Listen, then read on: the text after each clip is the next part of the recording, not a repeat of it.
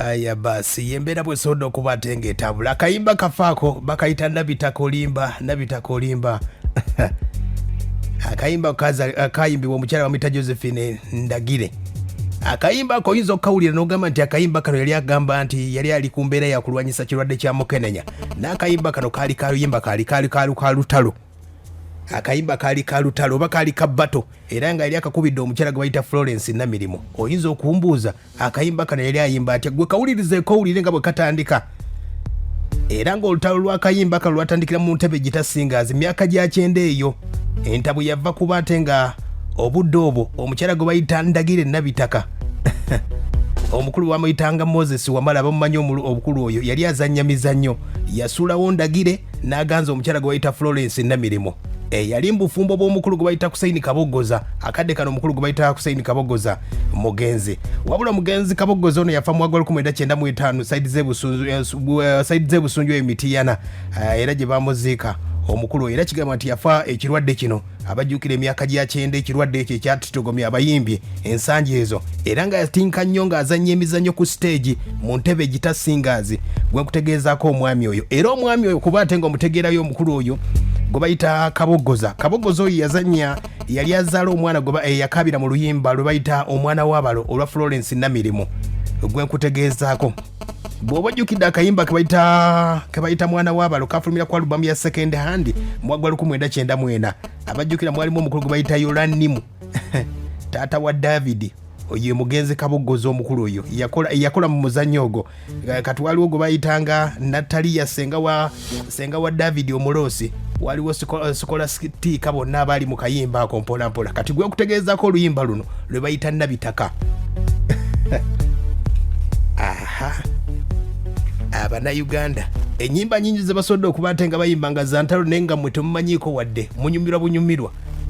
Embeera nga bwetambula omukyala ono ng'asobodde okuba ate nga afulumya akayimba ako ke bayita Nabittakka. Ebbanga nga liyiseewo omukyala gwe bayita Florence Namirimu naye ko yasobola okuba ate nga akwata kalaamu n'agamba nti owange mukuuma, era nga akayimba ko yasobola okuba ate nga afulumya yali awaana omukulu gwe bayita Moses Wamala. Nga bwe nkutegeeseza Moses Wamala yasooka wa Ndagire Nabittakka, era erinnya lye bagattako Nabittakka just yali oluyimba lwe lwasobola okuba ate nga lukwa breakthrough oba yali hitiye yasobola okuba ate nga emanyibwamu abantu basobola okuba ati batandika okumutegeera.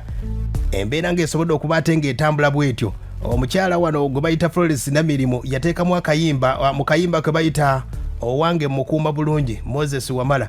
Waliwo yagambira nti kiri eyo kawempe kitambula Musajja, yali akoona Ndagire Nabittakka ng'ategedde oluyimba luno yasobola okuba ate ng'atuula n'omuwandiisi w'oluyimba omukulu Ssaabanywi gwe bayita Gerard Kiweewa. Gerard Kiweewa yawandiika akayimba kano ke bayita Nabittakka ke musinga okuba ate nga mwagala. Yasobola okuba ate ng'ateekawo amazima olimba, era nga okutandika akayimba kano mu kusookera ddala akayimba originality y'akayimba kano yali etambula bweti ng'agamba nti mazima olimba Namirimu olimba kaakanya obusungu bw'onzontamye abaana b'abanno obutadde ebyuma lwakuba byagwa mu manyezi. Naye embeera nga bwetambudde akayimba kagambanga amazima olimba Namirimu olimba. Kati embeera nga bwe yatambula omukulu gwe bayita Gerard Kiweewa yasobola okuba ate nga amutegeeza erinnya lijjeewo ogattewo erinnya lye bayita Nabittakka. Awo no kwegamba nti mazima olimba Nabittakka olimba, naye nga mu kusookera ddala oluyimba luno yalukubira omukyala gwe bayita Florence Namirimu. Ensonga zaali za mukwano. Aha, obusungu nga busobodde okuba ate nga bweyongera omukyala gwe bayita Nabittakka. Wuliriza akayimba ko gy'okuba ate ng'osingira ddala okuba ate ng'omanyako bye nkugamba bitini nnyo ku kayimba kano, nesooka owulire.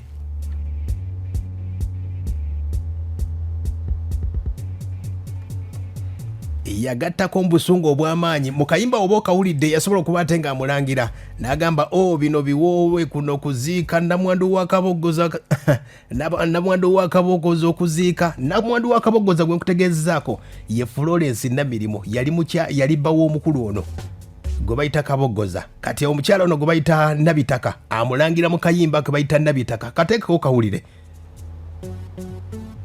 Yagattamu n'agamba nti otugabato toyawudde bakadde. Namwandu wa Kabogoza yali ategeeza Florence oli ku sayini gwe nkutegeezezaako.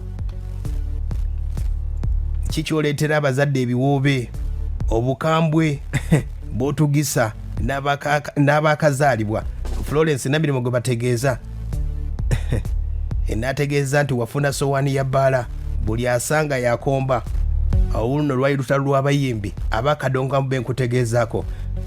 Era omukyala gwe bayita Josephine Nabittakka yasobola okuba ate ng'ayongerako mu kayimba ako n'agamba nti eno sitole mpanvu naye ewuniikirizibwa. Yasobola okuba ate ng'ayogera bingi nnyo, yasobola okuba ate ng'ateekamu n'agamba nti asaasidde nnyo bazadde ba Lukoda yali ategeeza Moses Wamala ng'ategeeza nti omwana wo yasobola okuba ate ng'agwa mu mbi z'atamanyiko wadde n'akamu.